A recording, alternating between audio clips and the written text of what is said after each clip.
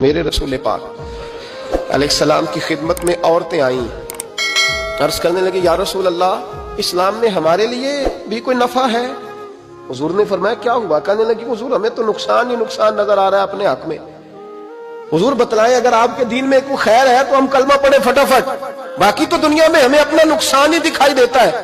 یہ بھی امام طبرانی نے لکھا ہے، محبوب علیہ السلام نے فرمایا تم پہلے اپنی بات کرو، پوچھنا کیا چاہتی ہو؟ کہنے لگے یا رسول اللہ ایک تو ہم نے سنا ہے اسلام میں بھی ایک معاملہ یہ ہے کہ جن دنوں عورت ناپاک ہوتی ہے وہ نماز نہیں پڑھ سکتی، وہ روزہ نہیں رکھ سکتی۔ حضور یہ دینی نقصان ہوا، اور دو عورتوں کی گواہی ایک مرد کے برابر ہے، دنیا میں بھی ہمارا وہ کردار نہ ہوا جو کہ مردوں کا ہے، تو حضور ہماری دنیا میں بھی نقصان ہے، دین میں بھی نقصان ہے۔ یا رسول اللہ یا رسول اللہ یا رسول اللہ صلی اللہ علیہ وسلم آقا، پھر تو یہ ہوا کہ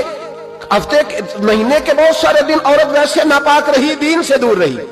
اور اگر وہ قومی معاملات میں کوئی کردار ادا کرنا چاہے پھر بھی اس کی گواہی دو عورتوں کی ایک مرد کے برابر، تو حضور دنیا کا بھی نقصان دین کا بھی۔ میرے کریم نے فرمایا بیٹھ جاؤ بیٹھ جاؤ۔ عورتیں بیٹھ گئیں تو محبوب فرمانے لگے تمہیں پتہ ہے جب کسی کے گھر میں بیٹی پیدا ہوتی ہے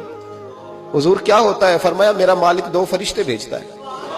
فرمایا وہ آ کے گھر والوں کو سلام کہتے ہیں، جنوں اور انسانوں کے علاوہ ساری دنیا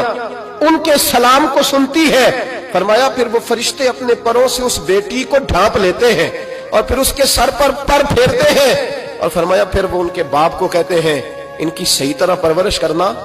پھر ان کے ذمہ داروں کو کہتے ہیں، ان کے خاندان کے بڑوں کو کہتے ہیں صحیح طرح پالنا۔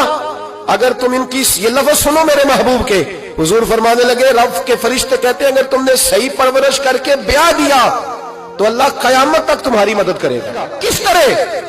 اللہ تمہارے رزق میں بھی تمہاری مدد کرے گا، اللہ دنیا کی مشکلات میں بھی تمہاری مدد کرے گا، اور جب مرنے لگو گے یہ شارحین نے قیامت تک کا ترجمہ کیا۔ شارحین فرمانے لگے گویا حضور فرما رہے ہیں جب تم مرنے لگو گے بیٹی کی پرورش کرنے والوں تو رب کریم تمہیں کلمہ یاد کرا کے تمہاری مدد کرے گا، اور نکیرین کے سوالات قبر میں آسان کر کے تمہاری مدد کرے گا، اور قبر میں جنت کی کھڑکی کھول کے تمہاری مدد کرے گا، میزان عمل پر تمہارے عملوں کا وزن زیادہ کرا کے اللہ تمہاری مدد کرے گا، پل صراط پہ تمہیں آسانی سے گزار کے تمہاری مدد کرے گا، میزان عمل پر اپنے محبوب کے ید اللہ والے ہاتھوں سے تمہیں جام پلا کے اللہ تمہاری مدد کرے گا، اور فرمایا تمہیں دوزخ سے بچا کے جنت میں ڈال کے رب تمہاری مدد فرمائے گا، یہ تمہاری مدد ہوگی۔ حضور نے فرمایا یہ تو ہے بچی کی پرورش،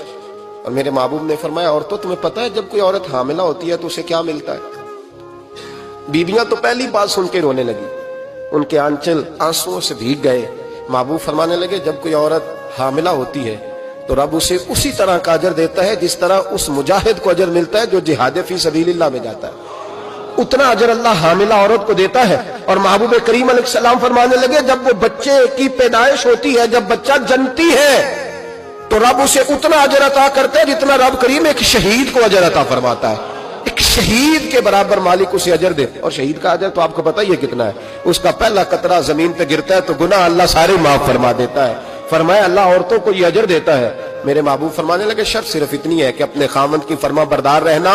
اور فرمایا اس کے بعد جب وہ بچہ پالتی ہے رات کو اٹھ کے اسے دودھ دیتی ہے، اور اگر بول و براز کرے تو رات کو اٹھ کر اس کی صفائی کرتی ہے۔